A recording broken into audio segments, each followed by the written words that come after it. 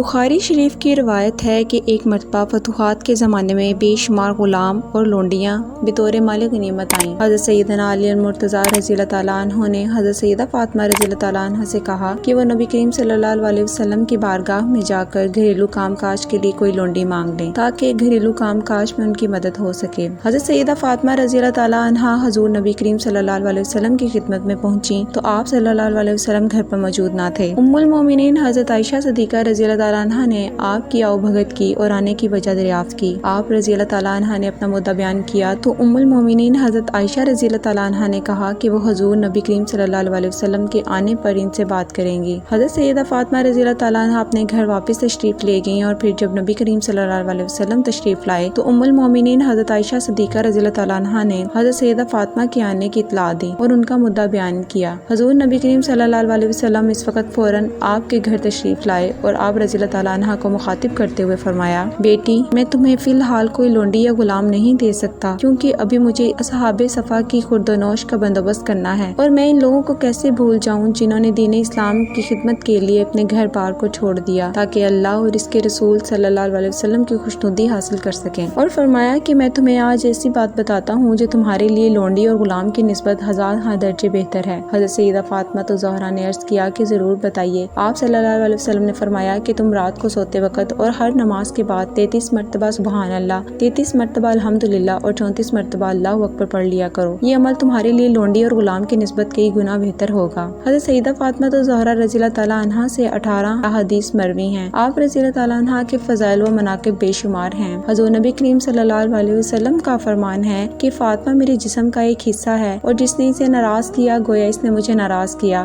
آپ رضی اللہ تعالیٰ عنہ نہایت صابر و شاکر تھیں، اپنے گھر کا تمام کام اپنے ہاتھوں سے کیا کرتی تھیں۔ ایک مرتبہ نبی کریم صلی اللہ علیہ وسلم آپ کے گھر تشریف لائے تو دیکھا کہ آپ اس قدر چھوٹا دوپٹہ اوڑھ رکھا ہے کہ اس سے سر کو ڈھانکتی تو پاؤں کھل جاتے تھے اور اگر پاؤں چھپاتی تو سر ننگا ہو جاتا تھا۔ حضرت سیدنا علی المرتضیٰ رضی اللہ تعالیٰ عنہ سے منقول ہے کہ حضرت سیدہ فاطمہ رضی اللہ تعالیٰ عنہ کھانا پکاتے وقت بھی قرآن مجید کی تلاوت کرتی تھیں۔ نبی کریم صلی اللہ علیہ وسلم جب وقت نماز ہمارے گھر کے آگے سے گزرتے تو گھر سے چکی کے چلنے کی آواز سن کر فرماتے، یا الہی فاطمہ کو ریاضت و قناعت کی جزائے خیر عطا فرما اور اسے فقر کی حالت میں ثابت قدم رہنے کی توفیق عطا فرما۔ حضرت سلمان فارسی رضی اللہ تعالیٰ عنہ سے منقول ہے کہ ایک مرتبہ نبی کریم صلی اللہ علیہ وسلم نے مجھے حضرت سیدہ فاطمہ رضی اللہ تعالیٰ عنہ کے گھر کسی کام سے بھیجا۔ جب میں سیدہ فاطمہ رضی اللہ تعالیٰ عنہ کے گھر پہنچا تو حسنین کریمین اس وقت سو رہے تھے۔ حضرت سیدہ فاطمہ رضی اللہ تعالیٰ عنہ اس وقت قرآن مجید کی تلاوت فرما رہی تھیں اور آپ رضی اللہ تعالیٰ عنہ کی زبان مبارک سے قرآن مجید کے الفاظ سن کر مجھ پر رقت طاری ہوگی جو کافی دیر تک طاری رہی۔ حضرت سیدنا امام حسن رضی اللہ تعالیٰ عنہ فرماتے ہیں کہ ایک مرتبہ ہمیں کھانا ایک وقت کے بعد میسر آیا۔ میں بھائی حسین اور والد بزرگوار حضرت سیدنا علی المرتضیٰ رضی اللہ تعالیٰ عنہ کھانا کھا چکی اور والدہ ماجدہ حضرت سیدہ فاطمہ تو زہرا کھانا تناول فرمانے لگی تھیں کہ ایک سائل نے دروازے پر آ کر صدا لگائی کہ اے رسول اللہ صلی اللہ علیہ وسلم کی صاحبزادی، تم پر سلام ہو، میں 2 وقت سے بھوکا ہوں، مجھے کھانا کھلا دو۔ والدہ ماجدہ نے جب اس سائل کی صدا سنی تو آپ رضی اللہ تعالیٰ عنہ نے اپنا کھانا مجھے دیتے ہوئے فرمایا، جاؤ یہ کھانا اس سائل کو دے آؤ، میں نے 1 وقت کا کھانا نہیں کھایا جبکہ وہ 2 وقت کا بھوکا ہے۔ ام المومنین حضرت عائشہ صدیقہ رضی اللہ تعالیٰ عنہ سے مروی ہے کہ میں نے حضرت سیدہ فاطمہ زہرا رضی اللہ تعالیٰ عنہ سے زیادہ کسی کو نبی کریم صلی اللہ علیہ وسلم کے مشابہ نہیں دیکھا۔ آپ رضی اللہ تعالیٰ عنہ اپنی گفتگو، اپنی چال، اپنے حسن و اخلاق میں نبی کریم صلی اللہ علیہ وسلم سے مشابہت رکھتی تھیں۔ ایک مرتبہ حضور نبی کریم صلی اللہ علیہ وسلم حضرت سیدہ فاطمہ زہرا رضی اللہ تعالیٰ عنہ کے گھر تشریف لے گئے تو آپ صلی اللہ علیہ وسلم نے دیکھا کہ ان کے گھر کے دروازے پر ایک رنگین پردہ لٹکا ہوا ہے، اور پھر جب حضرت سیدہ فاطمہ زہرا رضی اللہ تعالیٰ عنہ سے ملے تو ان کے ہاتھ میں چاندی کے 2 کنگن دیکھے۔ آپ صلی اللہ علیہ وسلم بغیر کچھ گفتگو کیے واپس لوٹ آئے۔ حضرت سیدہ فاطمہ زہرا رضی اللہ تعالیٰ عنہ نے جب نبی کریم صلی اللہ علیہ وسلم کا یہ رویہ دیکھا تو بے تحاشا رو پڑی۔ اس دوران حضور نبی کریم صلی اللہ علیہ وسلم کے غلام حضرت ابو رافع رضی اللہ تعالیٰ عنہ آپ رضی اللہ تعالیٰ عنہ کے گھر کسی کام سے تشریف لائے۔ انہوں نے جب آپ رضی اللہ تعالیٰ عنہ کو روتے دیکھا تو رونے کی وجہ دریافت کی۔ آپ رضی اللہ تعالیٰ عنہ نے سارا ماجرا انہیں سنایا اور اپنے 2 کنگن اور دروازے کا پردہ اتار کر انہیں دے دیا اور کہا کہ یہ حضور نبی کریم صلی اللہ علیہ وسلم کی خدمت میں پیش کرنا کہ وہ اسے راہ خدا میں خرچ کر دیں۔ حضرت ابو رافع رضی اللہ تعالیٰ عنہ جب وہ چیزیں لے کر نبی کریم صلی اللہ علیہ وسلم کی خدمت میں پہنچے تو حضور نبی کریم صلی اللہ علیہ وسلم نے آپ رضی اللہ تعالیٰ عنہ کے حق میں دعائے خیر فرمائی اور ان